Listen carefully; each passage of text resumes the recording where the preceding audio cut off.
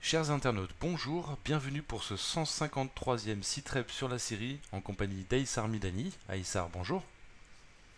Bonjour Raphaël, bonjour à nos chers internautes. Là, je vous fais ce Citrep à partir de Damas, de la Syrie. Je vous salue. En fait, je voudrais aussi que vous nous excusiez pour un petit retard qui a été occasionné par le fait que je partais, voilà. Donc, c'était aujourd'hui, je vous parle de Damas. Très bien. Merci beaucoup Aïssar. Sans transition, on va commencer par ce Citrep en parlant de la Palestine. Puisqu'il y a une escalade des violences contre les Palestiniens qui continue malheureusement, avec des meurtres arbitraires, des agressions par les colons, des destructions de biens. Est-ce que tu peux nous parler de la situation actuelle? Alors, en Palestine occupée et dans toute la Palestine, pratiquement les luttes contre l'occupant israélien se multiplient, mais c'est surtout en réponse aux violations, aux violations de domicile, violations de quartier, violations de camps, depuis Jénine jusqu'à Tolkaram, euh, euh, jusqu'à Jérusalem, jusqu'à Salwan, partout en Palestine occupée, l'armée israélienne envahit et fait des morts, et détruit des maisons, et c'est encore de plus belle. Il n'y a pas un jour qui passe en fait sans qu'il y ait un ou deux martyrs qui tombent. En même temps, ça s'accompagne par aussi une répression féroce contre les détenus en prison, des exactions terribles contre la population, mais le peuple palestinien résiste et ça ne plaît pas du tout aux Israéliens.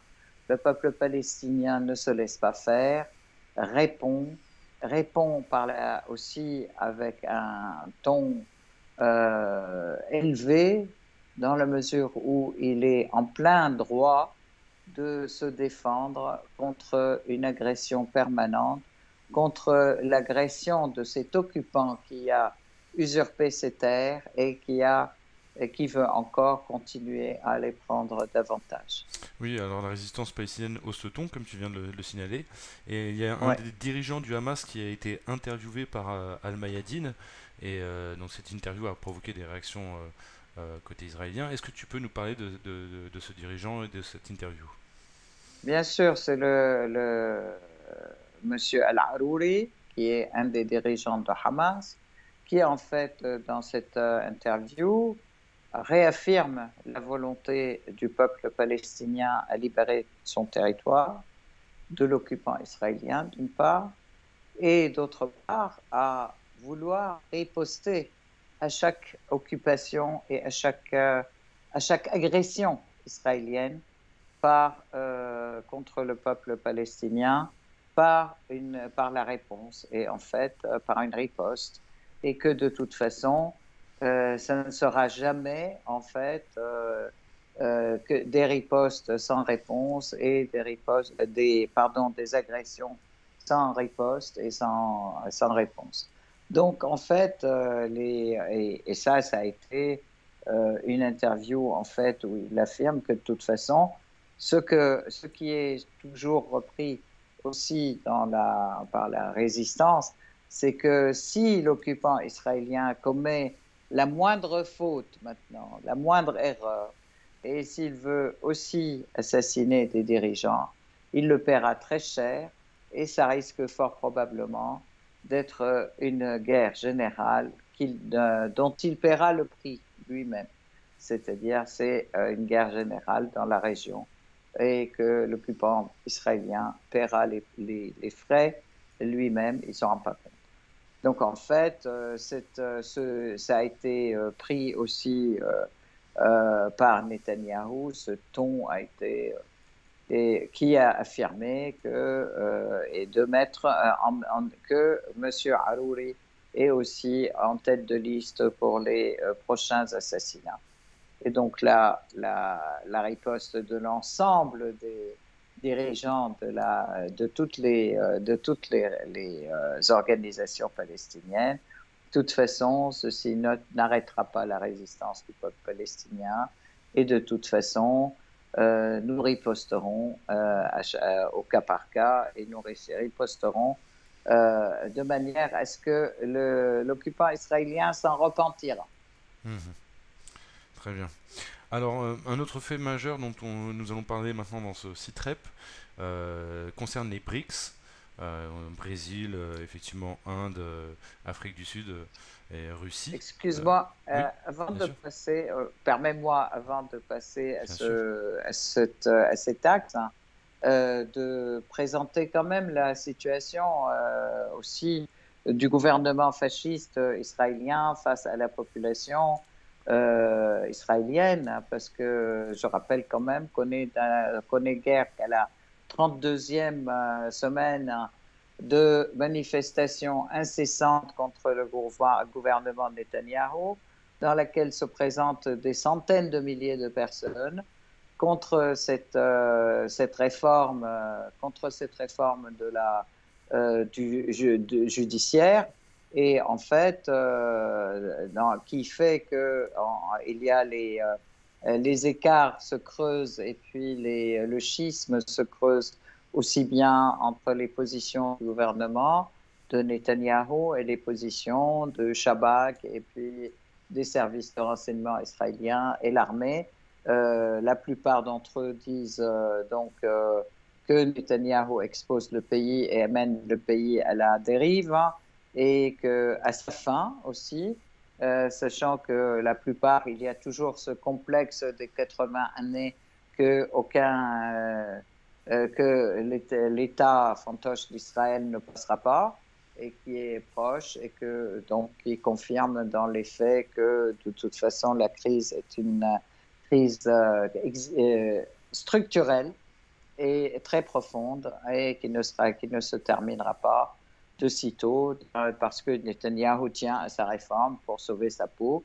De ce fait, donc, c'est une grande fragilité aussi de l'État fantoche d'Israël qui fait il double d'agressivité envers les Palestiniens Mhm. et envers aussi les Syries et envers aussi tous les pays, tous les pays de l'axe de la résistance. Mhm. Alors, effectivement, donc je parlais des BRICS à l'instant, puisque 6 nouveaux pays font leur entrée dans ce club de pays en développement, hein, c'est le terme souvent utilisé, mais ce sont des pays qui sont des mastodontes, puisque je citais donc par le BRICS, c'est l'acronyme pour Brésil, Russie, Inde, Chine et Amérique du Sud. Mhm. Afrique du Sud, pardon. Afrique du Sud, ouais. Voilà, merci.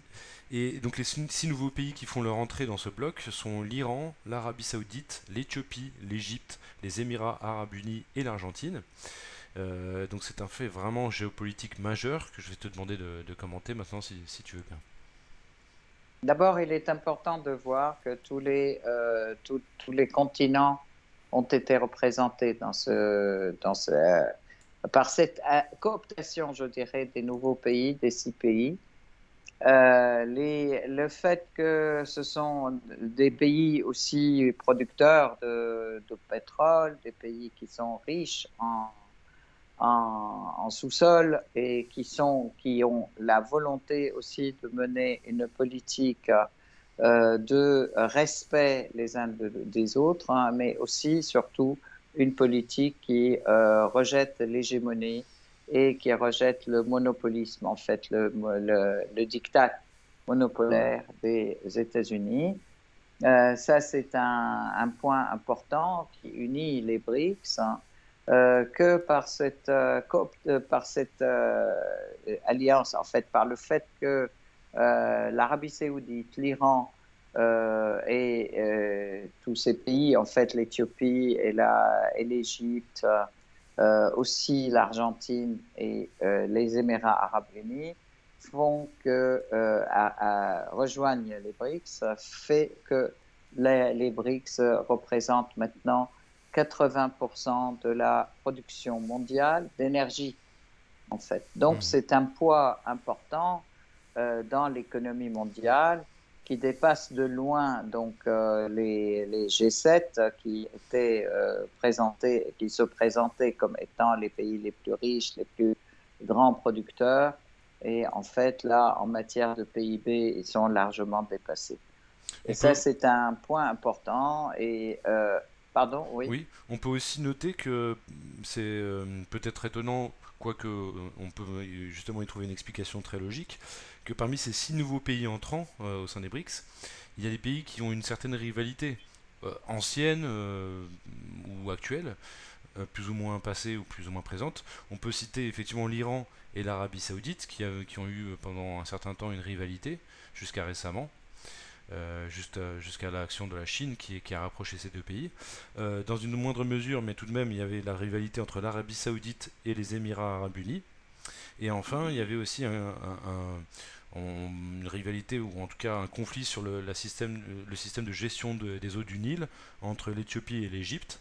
Alors on peut peut-être penser que c'est pas anodin que des pays comme ça qui ont un certain antagonisme aient été cooptés en même temps par les pays originaires du BRICS. Peut-être qu'ils ont voulu faire de cette intégration un levier d'équilibre. Qu'en penses-tu?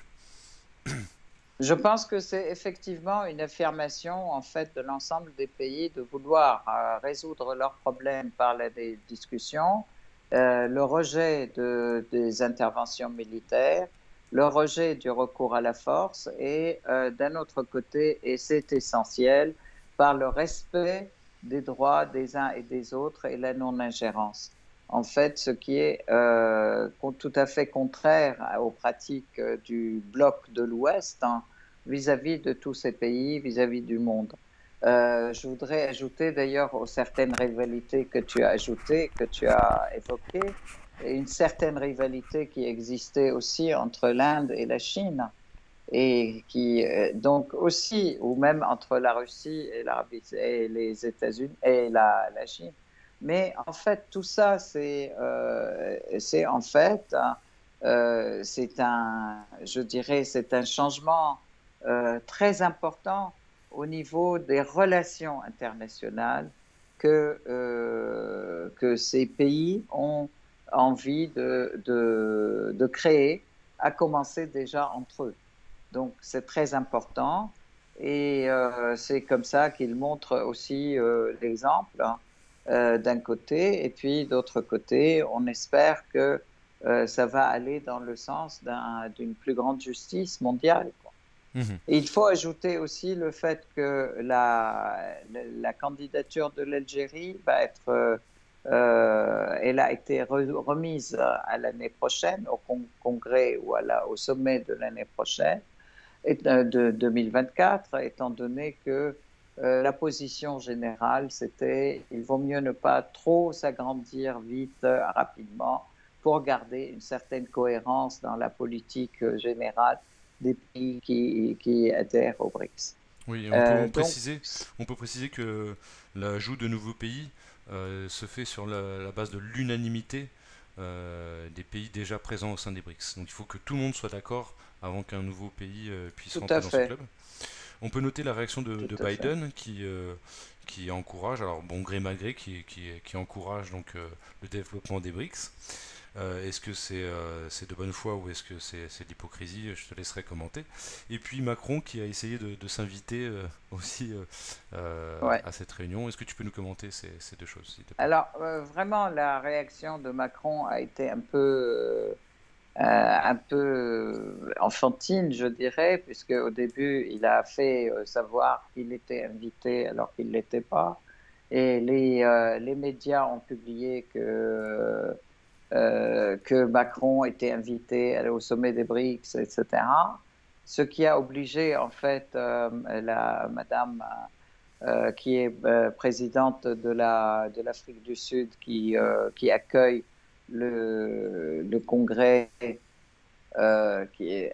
d'affirmer quand même que non. et en fait ça l'a obligé de dire que non, il n'était pas invité, que donc tout ça, ce sont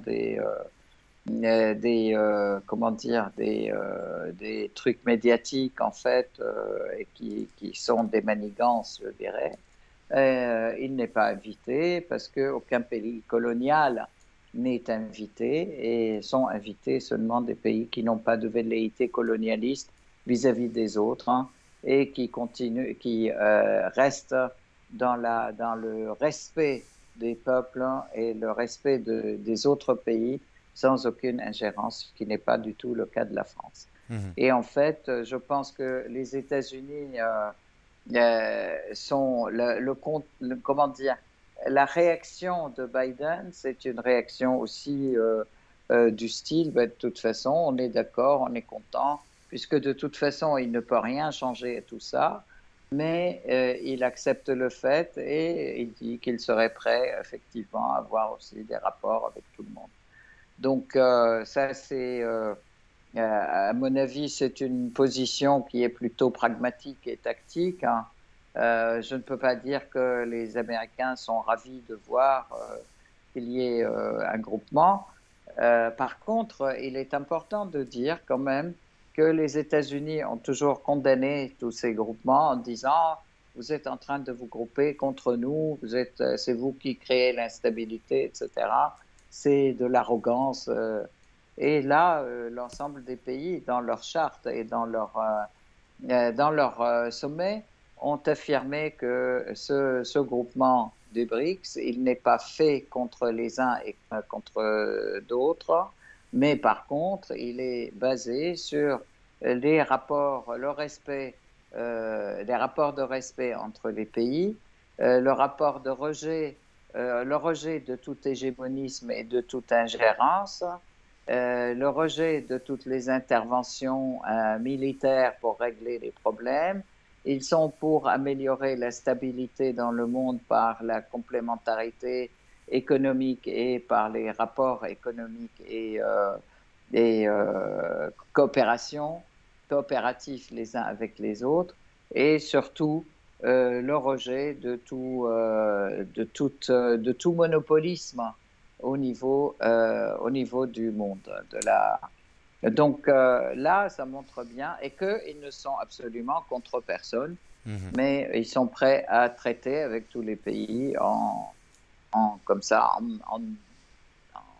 Donc c'est la en multipolarité. binôme, je veux dire. Oui, donc c'est la multipolarité qui a été vraiment le maître mot, je crois, de ce, Absolument. de ce sommet. Absolument, que le Avec la... monde multipolaire est né et a fait un pas en avant, je dirais. Le monde monopolaire est terminé. D'ailleurs, dans l'intervention du président Poutine, c'était clair, le monde monopolaire est déjà derrière nous et il ne reviendra.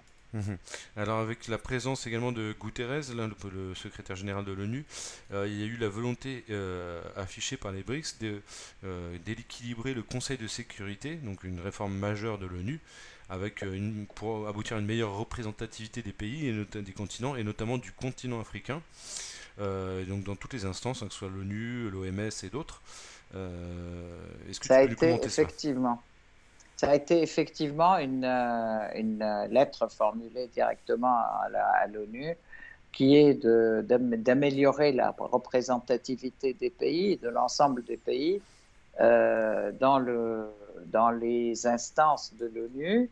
Ils ont rappelé quand même le respect de la charte de l'ONU, qui est basée aussi sur la non-ingérence et sur le respect de tous les pays, mais par contre que ces institutions représentent un manque violent dans la représentation à la fois des pays dits du tiers-monde, et qui sont aujourd'hui les pays émergents en plein développement, et qui, eux, portent le monde vers l'avenir. Donc, ils ont exigé une plus grande représentation de l'Afrique au Conseil de sécurité, une représentation plus équilibrée, disons, de l'ensemble des pays dans les instances de l'ONU, qui aujourd'hui sont un petit peu le privilège des pays coloniaux, en fait. Alors, dernier point concernant ce sommet des BRICS. Il y a eu, je crois, une dénonciation du pillage de pays pauvres, comme notamment de la Syrie, par certains pays dits du Nord ou de l'OTAN ou de l'Occident. Il me semble que c'est quand même tout à fait notable. Est-ce que tu peux commenter? Alors en fait, oui, bien sûr, parce que l'appel a été aussi à la paix et la stabilisation, la stabilité et la sécurité dans tous les pays du monde. Donc, bien sûr, Lavrov a dénoncé effectivement le pillage qui est fait par les États-Unis du pétrole de la Syrie, par le fait que c'est les États-Unis qui non seulement interviennent militairement par proxy ou par terroriste, mais continuent aussi à affamer le peuple syrien et à voler surtout les ressources de pétrole pour empêcher qu'il ne redémarre économiquement. C'était après le sommet, en fait. C'est pas dans le sommet que ça a D'accord, été déclaré, mais merci. c'était après le sommet.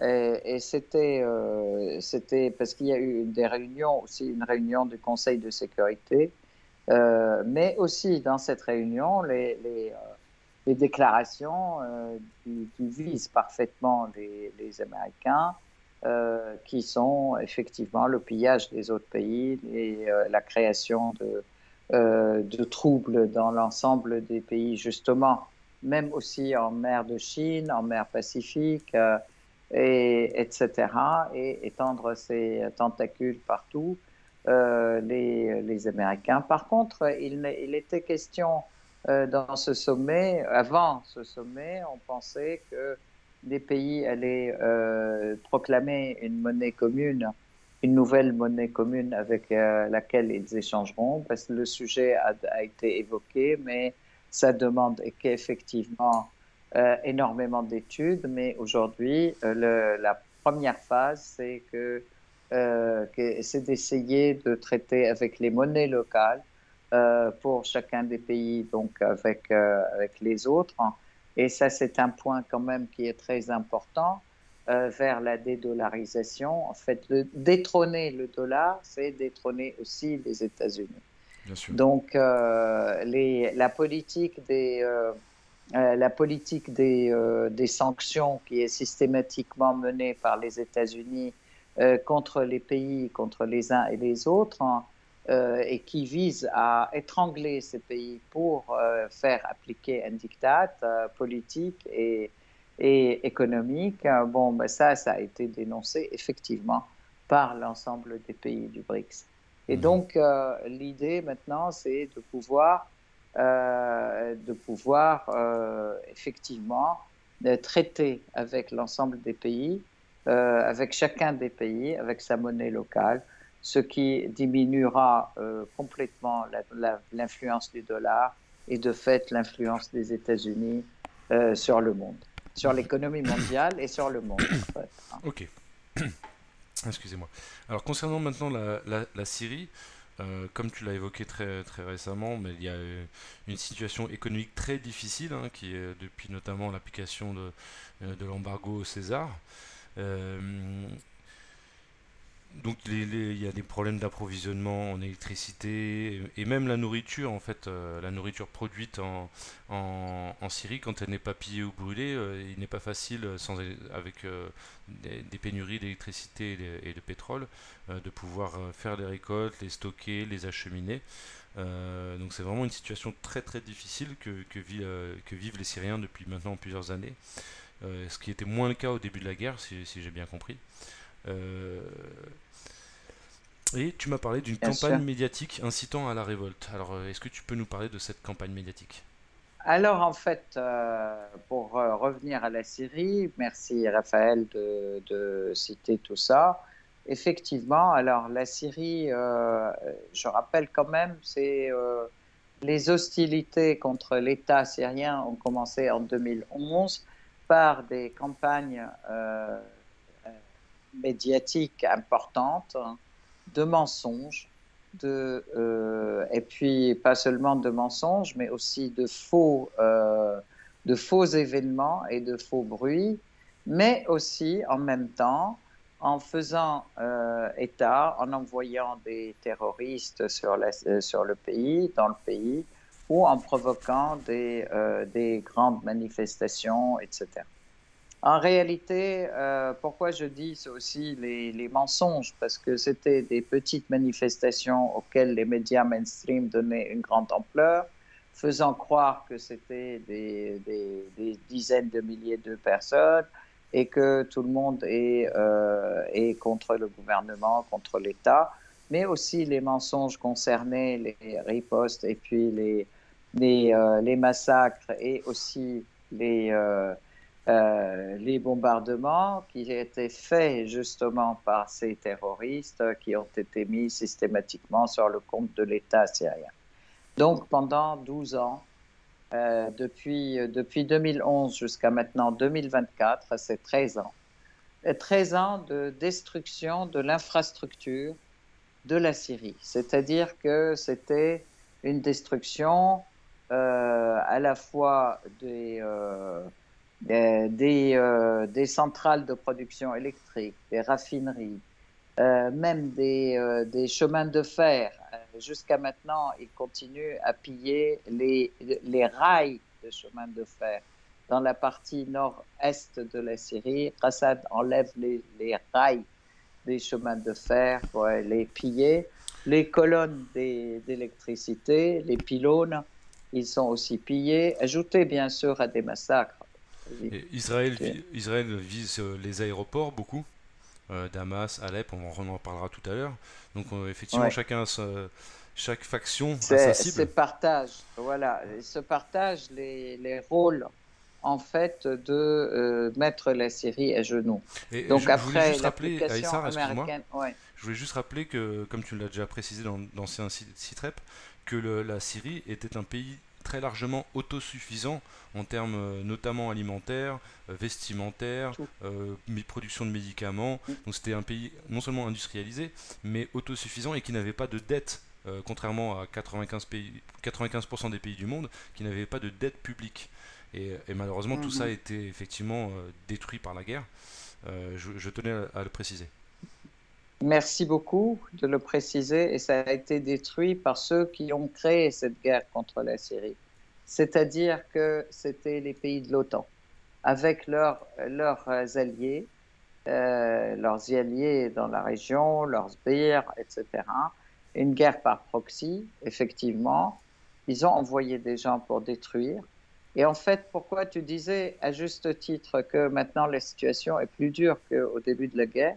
Parce que la Syrie, non seulement était en situation d'autosuffisance, mais aussi elle avait un stock qui lui permettait de vivre 2 ans en état de guerre. C'est-à-dire, on avait un stock de céréales. Il y a des silos de céréales qui suffisaient de 2 ans chacun.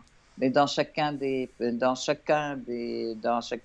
pas des mairies, mais des gouvernements, qui permettaient à la population de vivre 2 ans. Et en fait, dans les destructions de la structure, de l'infrastructure syrienne, ces silos ont été pillés, brûlés. Les grains qui sont dans les silos ont été vraiment volés et commercialisés ailleurs, commercialisés en Turquie, commercialisés dans d'autres pays, aussi en Israël. Et donc, tout ceci, ils ont même détruit la structure des circuits d'irrigation, des circuits de distribution d'eau. Rappelez-vous, en 2013, ils ont même occupé, les terroristes ont occupé les sources qui alimentent l'eau, qui alimentent en eau toute la ville de Damas et ses banlieues. Il y a eu Aujourd'hui, on a... il y a eu également le Ouais. démantèlement du tissu industriel à Alep, et qui a des usines entières qui ont été démontées à Alep et qui ont été remontées après en Turquie. Donc c'était vraiment un vol complet de Absolument. l'appareil industriel syrien. Absolument. À Alep, à Adra, pareil, et partout. Et ça continue malheureusement dans les territoires qui sont encore occupés par les Turcs et les terroristes qui sont soutenus par les Turcs, donc c'est-à-dire à Idlib et dans le nord de la Syrie, mais aussi du côté nord-est. Ces sévices continuent par le biais du groupe Qassad, FDS, là, qui est soutenu et entretenu par les Américains. Oui, tu parlais de Euh, nouveaux équipements, hein, anti-chars, des missiles et des blindés. Et tu disais en préparant cette interview que les FDS continuent à kidnapper des jeunes dans le secteur de Deir ez-Zor, justement, pour les enrôler. Effectivement, pour les enrôler de force dans leurs équipes hein, de terroristes, d'une part. D'autre part, la destruction ils continuent la destruction des infrastructures parce que je dis aussi qu'ils sont en train de voler les rails des chemins de fer, qu'ils sont en train aussi de bloquer le circuit de distribution d'eau. Je rappelle quand même que Hasakeh est toujours sans eau depuis 6 mois. Et ça, c'est par le fait des Turcs et de Qassad aussi. Alors que la Turquie dit ah bah on veut pas quitter la Syrie parce que Qassad ce sont des terroristes kurdes, alors que ils travaillent quand même en connivence avec eux pour bloquer les centrales de distribution d'eau et bloquer l'eau, passe l'eau potable hein, sur 1 million et plus de personnes par cette chaleur où il fait 47 degrés à l'ombre, donc dans le nord-est de la Syrie, et les Américains qui pillent le pétrole syrien. Et les Américains, ils ont envoyé des renforts, 3500 soldats qu'ils déclarent eux-mêmes, et à mon avis, c'est beaucoup plus, sur les bases, dans les bases Al-Tanf et les bases qui sont autour des puits de pétrole Al-Amr et Koniko, Al-Omar et Koniko, qui sont dans le nord-est de la Syrie. Donc, ils pillent complètement le pétrole syrien. C'est une somme de 50 millions de dollars tous les mois qui partent pour les Américains et aussi ainsi que les céréales. Alors, Et tout ça en coordination avec les Israéliens qui aussi de temps en temps qui bombardent la Syrie toutes les semaines et parfois c'est 2 fois par semaine. Ce matin encore, un bombardement sur l'aéroport d'Alep qui a fait qu'il est sorti du service. Et puis, il y a quelques jours seulement, c'était un bombardement israélien sur la région de Damas, sur Al-Kiswe, en fait, de la banlieue de Damas, aussi en détruisant un certain nombre de choses et des lieux de stockage, des aires de stockage de vivres et de beaucoup de produits agricoles, etc. Dernier point aussi, pas dernier point, mais aussi il faut réunir tout ça dans la vision, dans le paysage pour voir donc la Syrie en but à l'occupation turque, à l'occupation américaine, le bombardement israélien systématique, à l'occupation des terroristes des régions les plus fertiles. Et puis on dit après, ah ben, c'est un État qui n'arrive pas à donner de quoi manger à tout son peuple. Aussi, alors il faut dire que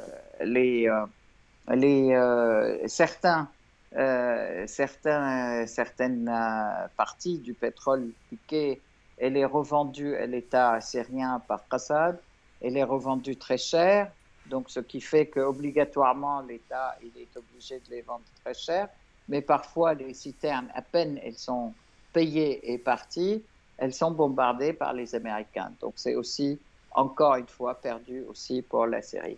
mhm, Donc, même quand ils les ont rachetés à Qassam, mhm. c'est vraiment très, très grave. Et Mais ça bien sûr, provoque, bien sûr, ça provoque la bien sûr une situation est inflation très énorme. difficile. Oui, il faut aussi se rappeler quand même qu'au mois de février, il y a eu un énorme séisme qui a aussi cassé beaucoup de choses et qui a détruit beaucoup de choses dans la région d'Alep aussi, et dans le nord, Alep, Latakia, Jablé, etc. Et qu'il y a eu un soi-disant arrêt ou une suspension de César, là, qui ne touche jusqu'au début août, jusqu'au 7 août, hein, par les Américains. Ils prétendaient que les aides humanitaires et médicales ne sont pas touchées, ce qui est faux. Et je vous invite à revoir certaines cartes de l'époque, en fait, où la Syrie et la Turquie étaient touchées par le séisme, les aides qu'a reçues la Turquie et le rien qu'elle a reçu la Syrie.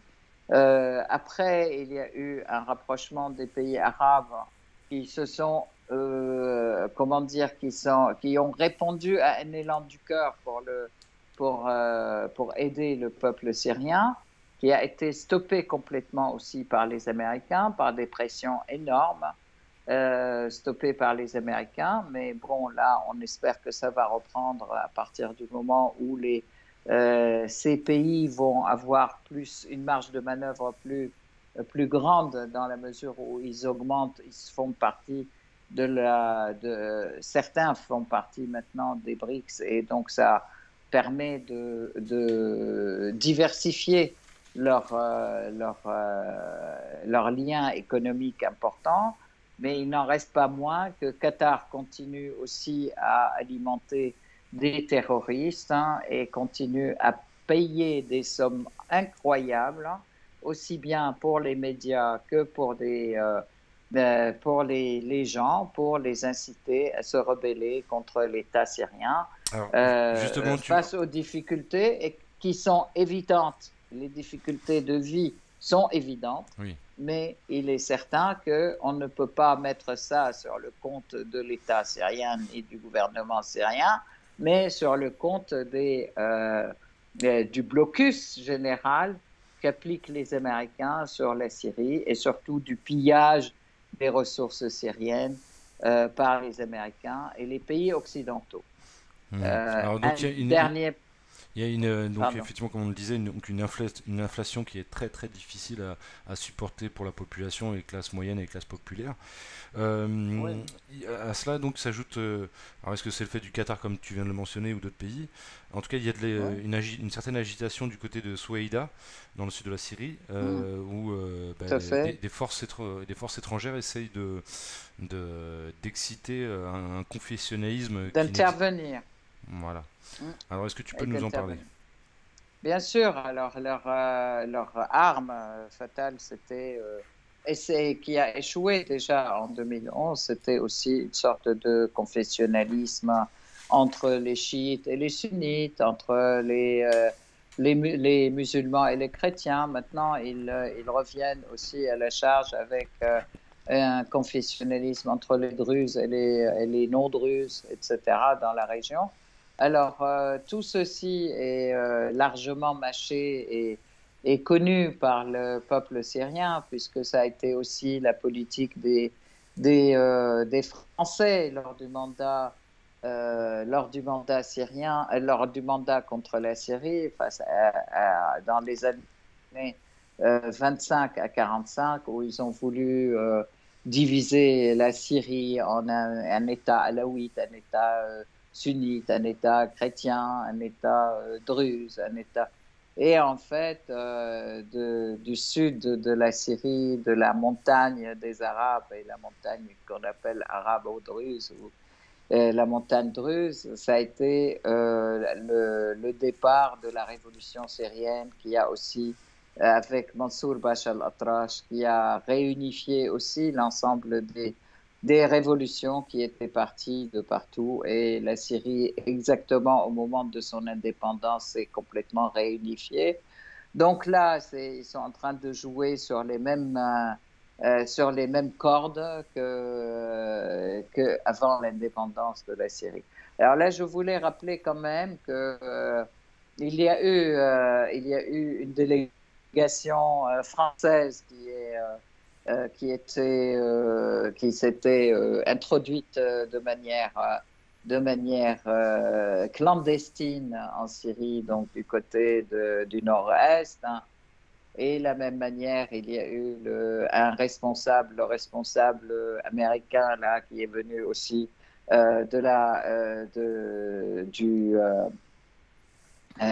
qui est venu aussi du côté pour discuter avec Assad et les remettre au pas et puis faire aussi sortir les prisonniers de Daesh qui sont sous la surveillance de Assad pour les faire entraîner dans la base d'Al-Tanf.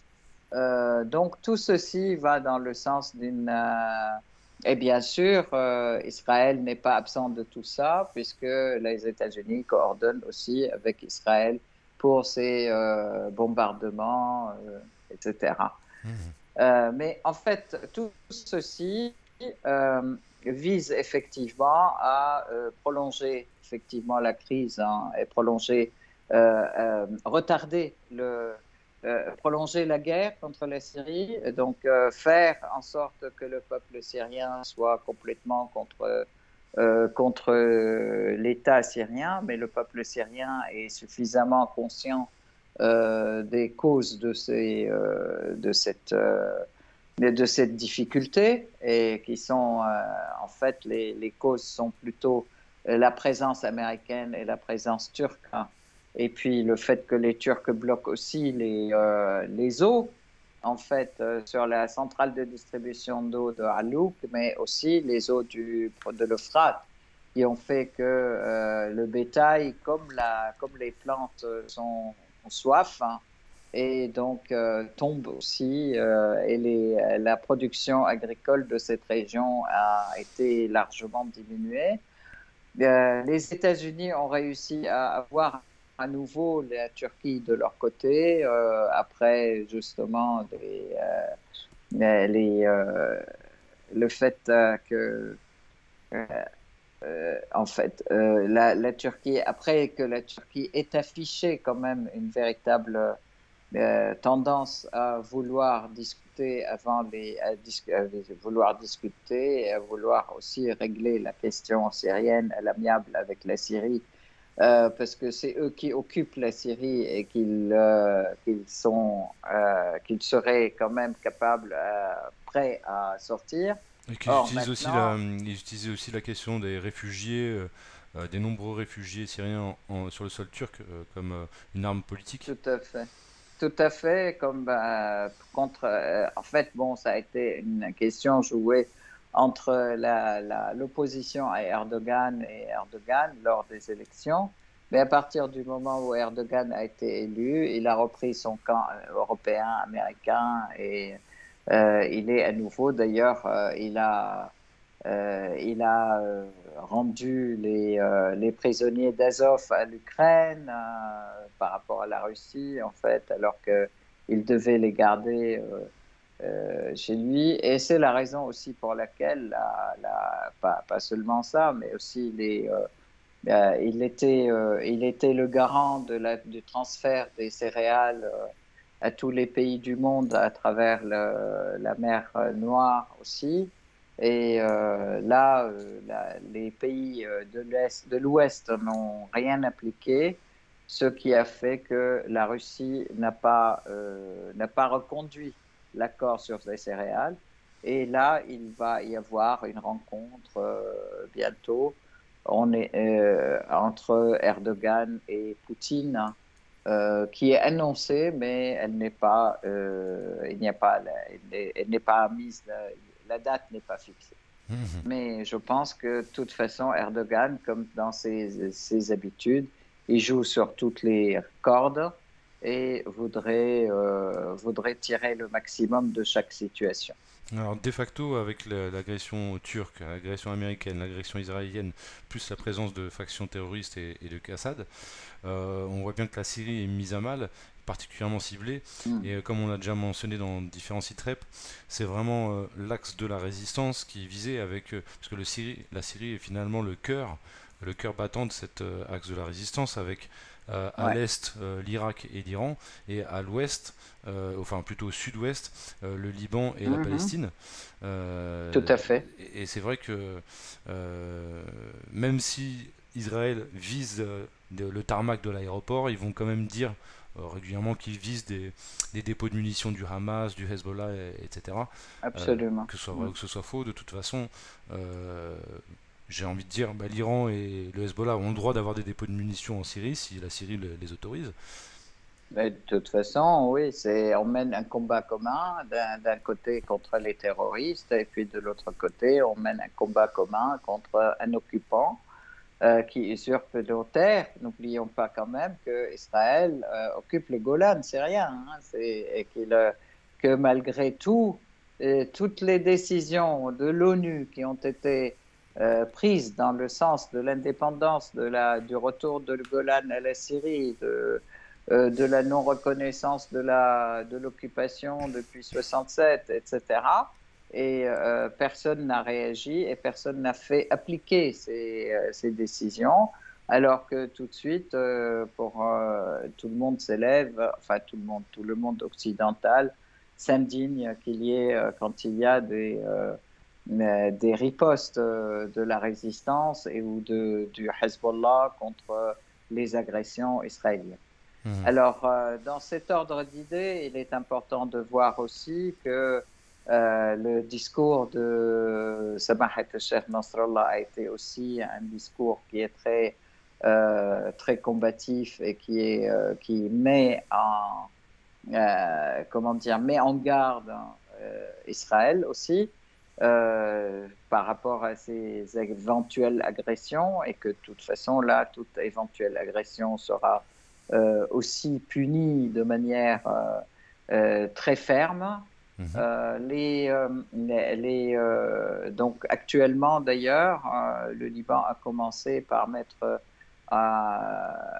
en forme la route qui mène jusqu'à la ville de euh, la ville de Kefer Shoba, en fait, puisque c'est une ville libanaise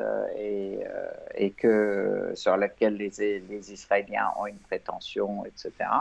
Mais c'est sur la bordure, en fait, donc ils font des travaux ils réhabilitent cette route sous l'œil inquiet des Israéliens, de l'armée israélienne qui a réuni chars, etc., de l'autre côté du barbelé qui sépare. Donc, vraiment, c'est aussi une situation où les Israéliens sont sur une défensive, mais très agressive, hein.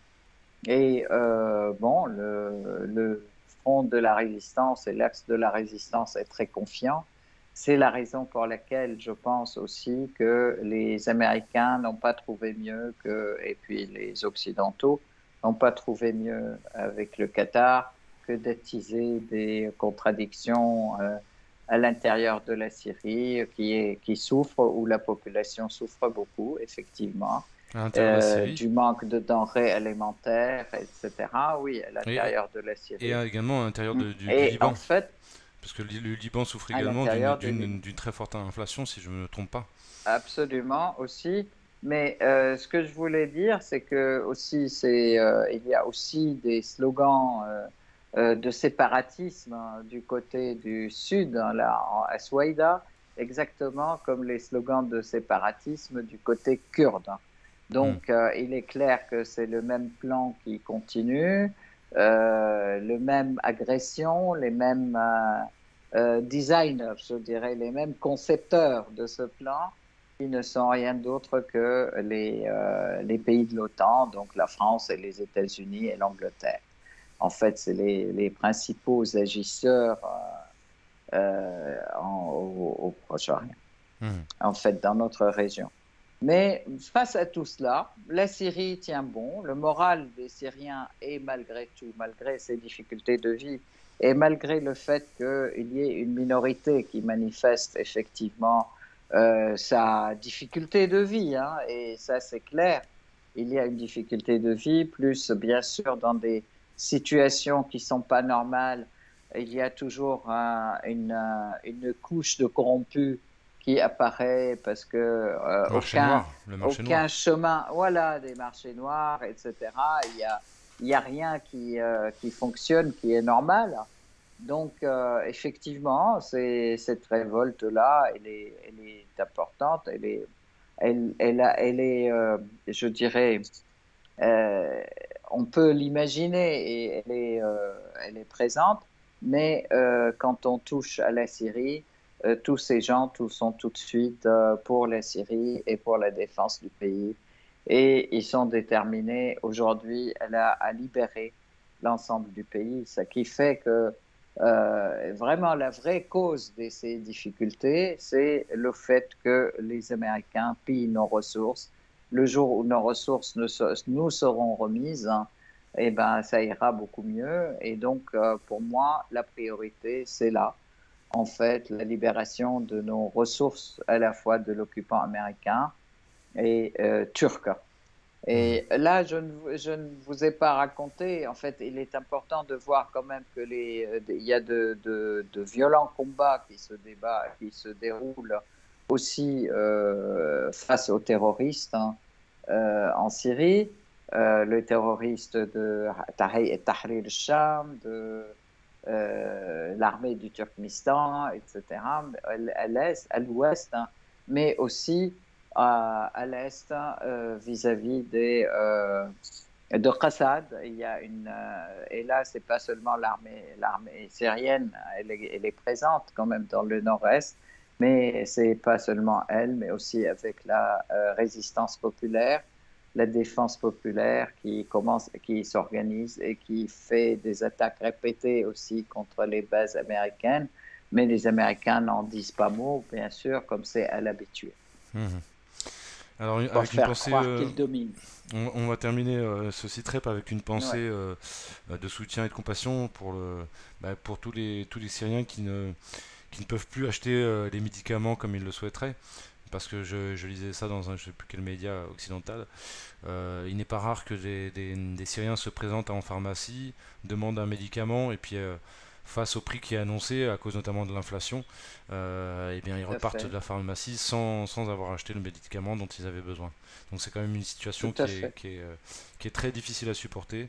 Et donc on espère tous que cette guerre va bientôt se terminer et avec elle effectivement l'embargo qui frappe Ouais, la Syrie. tout à Allez, fait. En fait, pas seulement de médicaments, mais aussi parfois d'aliments, hein. bien sûr, C'est aussi. Je voudrais rappeler quand même le moment où, les terroristes étaient à Alep, hein, il y avait ce passage entre les deux, Alep Est, Alep Ouest, etc., où les femmes faisaient leurs courses à un endroit et elles devaient retourner à un autre. Les terroristes vidaient les sacs de courses des femmes. Ils les balançaient.